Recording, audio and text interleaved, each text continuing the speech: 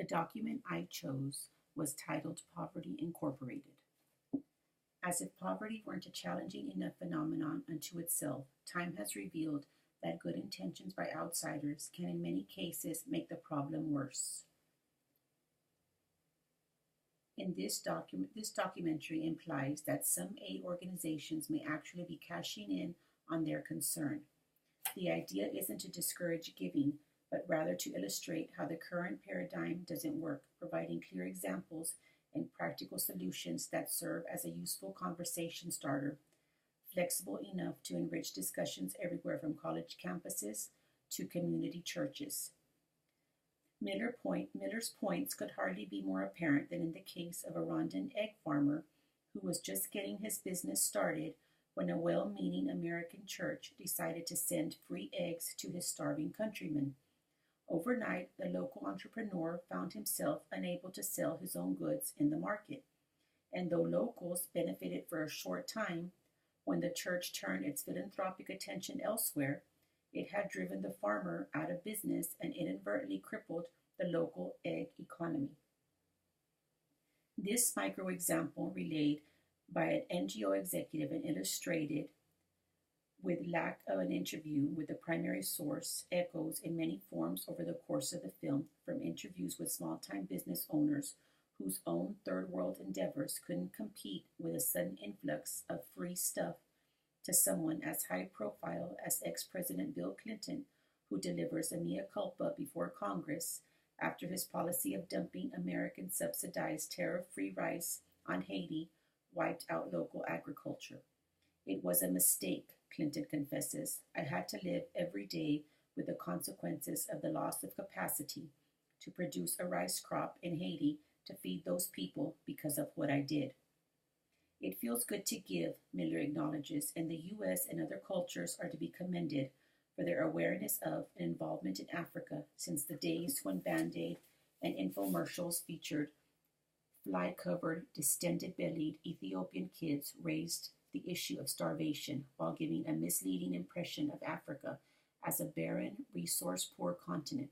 The problem, Poverty Incorporated cautions, is that few pause to think what happens after they've written the check, never fathoming that the mere act of giving can actually have a detrimental effect. The buzzword here is paternalism.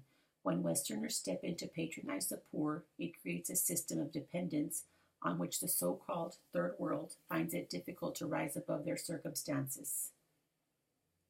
In Poverty Incorporated, a delicate line between condemning NGOs and encouraging otherwise generous-minded souls to think twice about the sort of support they provide to societies in need, the key advantages here being Miller's solution-oriented focus on the right kind of aid. For example, he speaks with American couple Corrigan and Shelley Clay, who came to Haiti looking to adopt. When they discovered that local orphanages were actually encouraging poor mothers to give up their children, rather than providing homes for those without parents, they hatched an entirely different plan. Their answer was to open Papillion Enterprise, a jewelry company through which local Haitians could earn enough to buy houses and feed their children.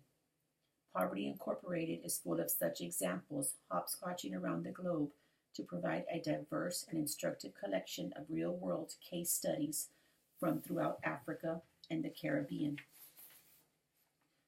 Though the film's title suggests an almost conspiratorial movement to keep the poor in their place while a network of grabby NGOs get rich, Miller actually focuses more on those who are thinking outside the box, where the box is a system simplistically diagrammed by which countries and corporations stand to gain.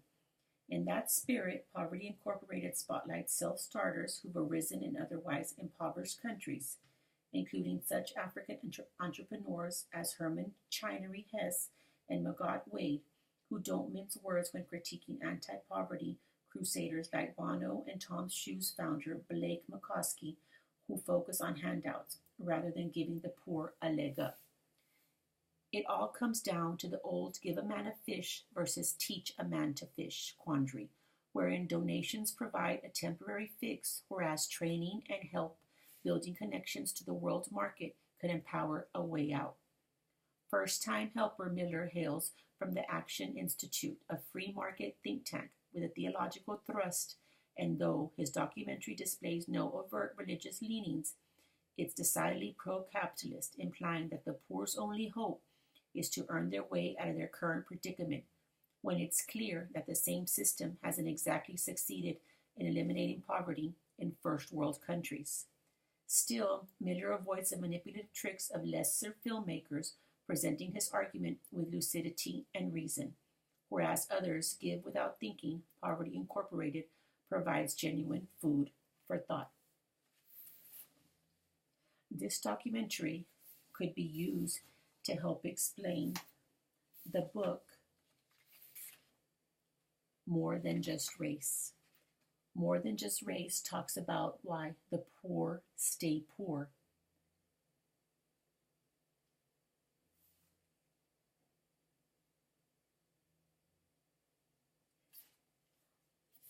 It talks about the economic changes that have fallen over Black people, how segregated neighborhoods, whites, and private agreements and violent intimidation keep Blacks out of white neighborhoods. But it also says that this is not the reason for poverty. Today, many ghetto residents have no contact with mainstream American society on the normal job market. As a result, they have developed distinctive and often dysfunctional social norms. The work ethic, investment in the future, and deferred gratification makes no sense in an environment in which legitimate employment at a living wage is impossible to find and crime is an everyday hazard and temptation. As in third world countries where jobs are scarce, probably cannot be found at all, and handouts are given in order to try and get them a little above poverty just to survive, when in actuality, they need to be taught. They need to be shown how to get out of the poverty they're in.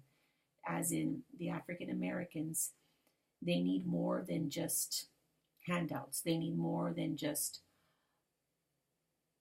free money, government institutions. They need good jobs. They need employment. They need education.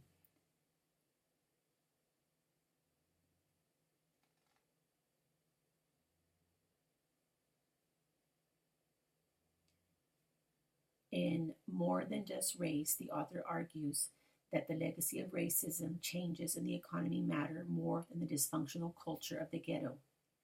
He rejects the argument that the poor Black are responsible for their predicament, insisting that an aggressive public policy response is necessary to break the cycle of poverty. Just as in the third world country, when they're asking for more than just handouts, they're asking for actual help, for actual knowledge, for actual education. That is what the African Americans need, what is explained in More Than Just Race. They need someone to actually come in and help them get out of the predicament they're in.